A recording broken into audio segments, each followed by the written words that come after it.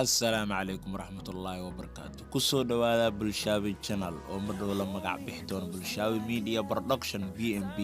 magacaasi waa kamisom asigii macalloogadiisa maanta meesha waxaan kusoo qaadan doonaa casharada tutorialka ah sida ugu fudud aad sawiradaada ku qarsan karto adigoo isticmaalin waxaab ah bal daawo qadar yar oo xayeysiisaan tan casharka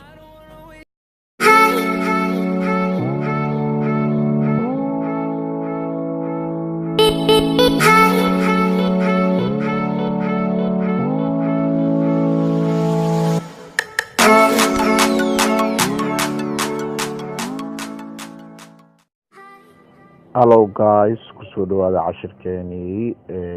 amaantan dhan kasoo wada hadleynay sida ugu fudud aad sawirada aad ku qarsan karto adigoon isticmaalin wax app ah. Fakta hore waxaan fiirinaynaa galerigeena tageynaa meeshaan waxaa ugu jeedaa screenshot ugu jeedaa screenshotkan in akhrina u baahannahay marka screenshotaas waa u jeedaa sawiro baa ku jiro marka hadda waa akhrinayna screenshotka waxaa tagaysaa my fileskaada tagaysaa fileskaas markaa tagtid and then waa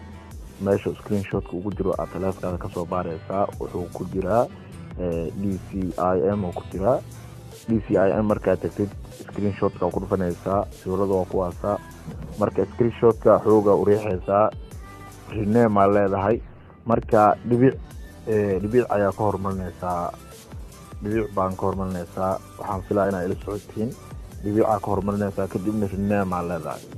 marka rename markaa dhahno meeshii uu ka baxay soomahan folderki marka waxaad tegaysaa galeriyaa tegaysaa screenshot waa kaasaa bartaan oo joogay dowleedkan oo joogay uu ka baxay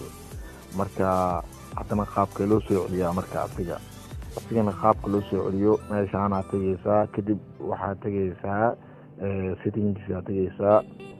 settings markaa tagtid show hide file aa leedahay waxyaalaha kaa qarsoon waa furaysaa markaa furtid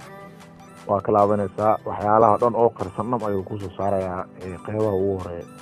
hadda screenshot waa kaasa anaga waa tegaysaa dhibicda le ka qaadaysaa rename aa leedahay dhibicdaa ka qaadaysaa daawade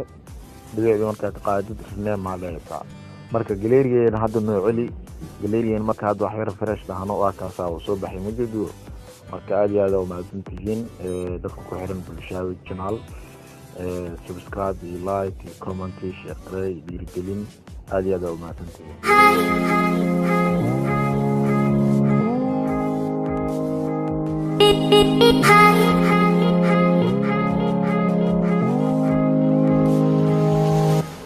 Hi.